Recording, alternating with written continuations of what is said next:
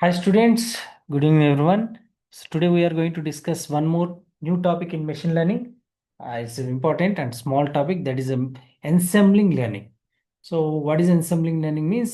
So we are going to use more than one model for training, and finally we will get different types of predictions, and we are going to take one prediction, or we are going to measure all the predictions, or we are going to take the average for all the prediction based on our type of technique. Okay, so this is very useful to predict or to get the accurate predictions. Okay, మనం ఇది ఎన్సెంబ్లింగ్ learning ఎందుకు చేస్తామంటే, అంతకుముందు తీసుకున్నటువంటి problems అన్నిటి కూడా single మోడల్ని తీసుకొని సింగిల్ మోడల్ ట్రైనింగ్ డేటా సెట్ని ట్రైన్ చేసి ఓన్లీ సింగిల్ ప్రిడిక్షన్ వస్తుంది. I mean one type of prediction వస్తుంది.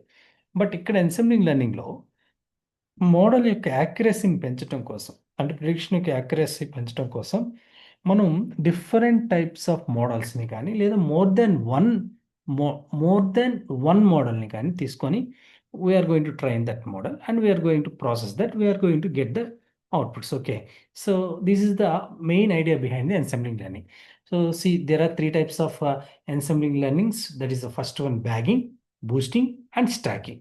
So bagging, boosting, stacking, there are three are different learning techniques. Okay, first of all we will see the bagging technique. Okay, there is see, if you are going to see this diagram, you will understand what is happening the bagging. We are going to see the prediction for that. Okay, this is the bagging technique. So in bagging technique, the training data is going to be split in a different subset. అంటే total training data సెట్ని ఒక మోడల్కి direct చేయకుండా ఉన్నటువంటి training data సెట్ని సబ్సెట్స్గా divide చేస్తాం. అంటే small data సెట్స్గా divide అయిపోతుంది. Total training data small training డేటాస్గా డివైడ్ అయిపోతుంది. ఈచ్ ట్రైనింగ్ డేటా సెట్, అంటే ఈచ్ సబ్సెట్ ఒక్కొక్క మోడల్కి ఒక్కొక్క మోడల్ చేత ట్రైన్ అవుతుంది. అంటే చూడండి, ఇక్కడ చూడండి, సబ్సెట్ 1 ఈ యొక్క డెసిషన్ ట్రీ అనే ఒక అల్గారిథం తీసుకున్నాం. ఈ అల్గారిథంకి ఈ ట్రైనింగ్ డేటా సెట్ ట్రైన్ అవుతుంది. ఇక్కడ సబ్సెట్ 2 ఇది ఈ యొక్క డెసిషన్ 2 అనేటటువంటి అల్గారిథంతో ట్రైన్ అవుతుంది. సో సబ్సెట్ 3 ఇది ఒక వేరే డేటా సెట్. ఓకే, ఇవి ఏం జరుగుతాయంటే ప్రతి ఒక్క సబ్సెట్ యొక్క డేటా నెక్స్ట్ సబ్సెట్కి ఫార్వర్డ్ అవుతూ న్యూ మోడల్కి, అంటే ఆ మనం తీసుకున్నటువంటి మోడల్స్కి ట్రైన్ అవుతూ వెళ్తూ ఉంటాయి.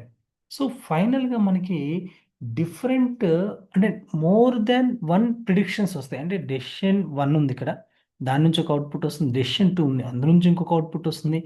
డెసిషన్ 3 ఉంది, అందులో నుంచి కూడా ఒక అవుట్పుట్ వస్తుంది. ఈ అవుట్పుట్స్ అన్నిటినీ కూడా ఫైనల్గా మనం ఏంటంటే 2 టైప్స్గా చేయొచ్చు. ఒకటి వచ్చి ఓటింగ్ తీసుకోవచ్చు, లేదా యావరేజ్ చేయొచ్చు. వచ్చినటువంటి అవుట్పుట్స్ మొత్తం నుంచి యావరేజ్ తీసుకొని అది ఫైనల్ ప్రిడిక్షన్గా క్యాల్కులేట్ చేయొచ్చు. లేదు అంటే మోడల్స్ ఇచ్చినటువంటి ప్రిడిక్షన్స్లో ఏదైతే ఎక్కువ సార్లు అవుట్పుట్ వచ్చిందో దాన్ని మనం ఫైనల్ అవుట్పుట్గా క్యారీ చేసుకోవచ్చు. ఓకే, అంటే ఫర్ ఎగ్జాంపుల్ చూడండి, ఒక ఫిల్మ్ మూవీ చూసారంటే ఫిల్మ్ మూవీకి ఒక 10 మెంబర్స్ వెళ్ళారనుకోండి. ఈ 10 మెంబర్స్ ఒకే రకమైన ఇవ్వరు కదా ఫీడ్బ్యాక్. ఒక 7 members the film is good అన్నారు, 3 మెంబర్స్ ఫిల్మ్ ఈజ్ బ్యాడ్ అన్నారు. సో మనం ఫిల్మ్ గుడ్డా బ్యాడా ఎలా చెప్పొచ్చు? సో ఎక్కువ మంది ఏం చెప్పారు? గుడ్ అన్నారు, కాబట్టి ఆ ఫిల్మ్ గుడ్ అని తీసుకుంటాం. This is the idea behind it. ఈ యొక్క ప్రాసెస్ని బూట్ స్ట్రాపింగ్ అని అంటాం. Okay, this is bagging process. The next one is boosting process. Boosting process ఏం జరుగుతుంది అంటే, we're going to take different weak learners, అంటే మోర్ దాన్ వన్ మోడల్ తీసుకుంటాం. ప్రతి మోడల్ వీక్ లెర్నర్గా తీసుకుంటాం. ఈ వీక్ లెర్నర్స్ అన్నిటిని క్లబ్ చేసి స్ట్రాంగ్ లెర్నర్గా మారుస్తాం. సింపుల్గా ఒక విషయం చెప్తాను. ఒక ఒక కర్ర ముక్కను తీసుకొని విరగొడతాం ఈజీ, అవునా? అలాగే అలా చాలా కర్ర ముక్కలు ఒకే దగ్గర పెట్టి విరగొట్టాలంటే కష్టం అవుతుంది. అంటే ఏం చేస్తున్నారంటే ఈ టెక్నిక్లో వీక్గా ఉండేటటువంటి మోడల్స్ని మొత్తాన్ని కలిపి ఒక స్ట్రాంగ్ మోడల్గా బిల్డ్ చేస్తున్నారు. సో ఇక్కడ ట్రైనింగ్ డేటా ఎక్స్ప్లెయిన్ చేస్తాను చూడండి. ఈ ట్రైనింగ్ డేటా సెట్ని ఫస్ట్ వీక్ లెర్నర్ డెసిషన్ ట్రీని తీసుకున్నాం, అదొక వీక్ లెర్నర్ అనుకోండి. ఈ వీక్ లెర్నర్కి ఇచ్చాం. ఈ వీక్ లెర్నర్కి ఇచ్చినాక ఈ డెసిషన్ ట్రీ ఏం చేసిందంటే ఒక ప్రిడిక్షన్ ఇచ్చింది. ఈ ప్రిడిక్షన్ ఏం చేస్తుంది? ఈ ప్రిడిక్షన్ 1 అయితే ఈ ప్రిడిక్షన్ 1లో అంటే 100% యాక్యురసీ ఉండదు కదా, సమ్ వాట్ ఎర్రర్ ఉంటుంది. ఇప్పుడు ఏం జరుగుతుంది అంటే ఈ అవుట్పుట్లో ఉండేటటువంటి ఎర్రరు నెక్స్ట్ లెర్నర్ ఏదైతే ఉందో ఆ లెర్నర్కి పంపబడుతుంది. ఎలా? ఎర్రర్గానే పంపిస్తాం. And again we're going to take the data set with rewrite data set. అంటే ఏంటంటే అంతకుముందు ఉన్నటువంటి డేటా సెట్ని ఈ యొక్క ఎర్రర్తో క్లబ్ చేసి న్యూ డేటా సెట్గా వీక్ లెర్నర్ 2కి పంపిస్తాం. ఏం జరుగుతుందంటే ఇక్కడ ఏదైతే ఎర్రర్ ఉందో ఆ ఎర్రర్ మినిమైజ్ చేసేటటువంటి డేటా అనేది ఇక్కడ ఫామ్ అవుతుంది. అంటే ఒక డేటా సెట్లో ఈ ఎర్రర్ని తగ్గించేటటువంటి కొన్ని యాట్రిబ్యూట్స్ చేంజ్ అవుతాయి.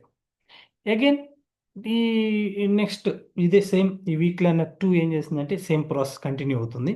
ప్రిడిక్షన్ ఇస్తుంది. అక్కడ కొన్ని ఎర్రర్స్ మేబీ రావచ్చు. మళ్ళీ ఆ ఎర్రర్స్ని తీసుకొని మళ్ళీ వీక్ లెర్నర్ 3 న్యూ డేటా సెట్ని తీసుకొని again it's going to be process. ఫైనల్గా ఇక్కడ చూడండి, ప్రతి ఒక్క ప్రిడిక్షను నెక్స్ట్ లెర్నర్కి ఫార్వర్డ్ అవుతుంది.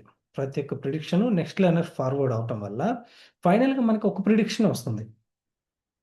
ఒక్క ప్రిడిక్షన్ వస్తుంది. ఆ ప్రిడిక్షన్ ఎలా ఉంటుందంటే యాక్యురేట్‌గా ఉంటుంది. చిన్న ఎగ్జాంపుల్ ఏంటంటే నా దగ్గర ఒక బౌల్‌లో రైస్ ఉన్నాయి. రైస్‌లో చిన్న చిన్న స్టోన్స్ ఉన్నాయనుకోండి. ఈ చిన్న స్టోన్స్ ఈ రైస్‌ని ఏం చేశానంటే అమ్మ ఒక ఐదుగురిని కూర్చోబెట్టి దీంట్లో ఉండేటటువంటి ఈ చిన్న చిన్న రాళ్ళని తీయండన్నా.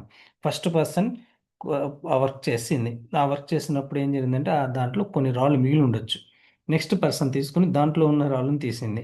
ఆ నెక్స్ట్ పర్సన్ ఇట్లా ప్రతి పక్కన ఉన్న వ్యక్తి ఏం చేస్తున్నారంటే తీసుకొని దాంట్లో ఏమన్నా ఇంకా రాళ్ళు ఉన్నాయేమో అని ఎతుకుతున్నారు. ఫైనల్‌కి వచ్చేసరికి ఫిఫ్త్ పర్సన్ దగ్గరికొచ్చేసరికి మినిమమ్ అంటే టోటల్‌గా ఉండేటటువంటి రాళ్ళనేది మాక్సిమం తీసేయి ఉంటాయి. ఏమన్నా ఉన్నా ఆ ఫిఫ్త్ పర్సన్ తీసేసేయొచ్చు. సో, అంటే ఏం జరుగుతుందంటే ఫస్ట్‌లో ఉన్నటువంటి ఎర్రరు ఫైనల్‌గా వచ్చేసరికి తగ్గిపోయి యాక్యురసీ అంటే ఫైనల్‌గా నాకు రైస్ బాగా మాత్రమే మిగిలింది. So, I got the pure rice. That is the accuracy. అంటే ఫైనల్‌గా మోడల్ నుంచి మనకి హైయెస్ట్ యాక్యురేట్ రిజల్ట్ అనేది వస్తుంది. This is the idea behind the boosting process. Last one is stacking process. Stacking process different అండి. ఏంటంటే ఇందాక మనం తీసుకునేటువంటి మోడల్స్ అన్నీ కూడా డెసిషన్ ట్రీ అంటే ఒక్క టైప్ ఆఫ్ మోడలే తీసుకున్నాము. కానీ నంబర్ ఆఫ్ తీసుకున్నాం. అంటే డెసిషన్ ట్రీనే తీసుకున్నాము. ఒక 10, 15 ఎన్నో చెప్పలేం. Based on hour data. Okay. తీసుకున్నాం. కానీ ఇక్కడ అలా కాదు. ఇక్కడ మోడల్స్ చూడండి మారిపోయినాయి. ఇక్కడ ఒకసారి డెసిషన్ ట్రీ ఉంది. న్యూరల్ నెట్వర్క్ ఉంది. లాజిస్టిక్ రిగ్రెషన్ ఉంది. ఎస్‌విఎం ఉంటుంది. Maybe PCA different types of మోడల్స్‌ని మనం తీసుకొని ట్రైనింగ్ డేటా సెట్‌ని ఏం చేస్తామంటే we are going to give the training data set to this different models. ప్రతి మోడల్ ఏం చేస్తుందంటే ఆ డేటా సెట్‌ని తీసుకుంటుంది. ప్రిడిక్షన్ ఇస్తుంది. ఇంకో మోడల్ ఏం చేస్తుందంటే ఆ డేటా సెట్ తీసుకుంటుంది. ప్రిడిక్షన్ ఇస్తుంది. ఇంకో మోడల్ ఏం చేస్తుంది? ఆ డేటా సెట్ తీసుకుంటుంది. ప్రిడిక్షన్ ఇస్తుంది. ఇక్కడ ఏం జరుగుతుందంటే ప్రతి మోడలు డేటా సెట్‌కి డిఫరెంట్ టైప్స్ ఆఫ్ ప్రిడిక్షన్స్‌ని జనరేట్ చేస్తది. ఎందుకంటే డిఫరెంట్ మోడల్స్ కాబట్టి. సో, వచ్చినటువంటి ఆల్ మోడల్స్‌ని again we are going to aggregate అంటే మనం మొత్తాన్ని కలుపుతాం. సో, ఫైనల్‌గా మనకి కావాల్సినటువంటి హైయెస్ట్ యాక్యురసీ ఏ మోడల్ నుంచి వచ్చిందో, ఆ మోడల్ నుంచి ఉన్న ప్రిడిక్షన్‌ని ఫైనల్ ప్రిడిక్షన్‌గా మనం తీసుకుంటాం. This is the process behind the stacking. So I think you understood these topics. They are the small topics in our machine learning. So and the useful topics. These techniques we are going to use in different algorithms like random forest or some other boosting techniques. So use చేస్తాము. So I think you understood these things. If you understood this one and like this one, please like and share my video to your friends. Okay. Thank you. Thank you so much.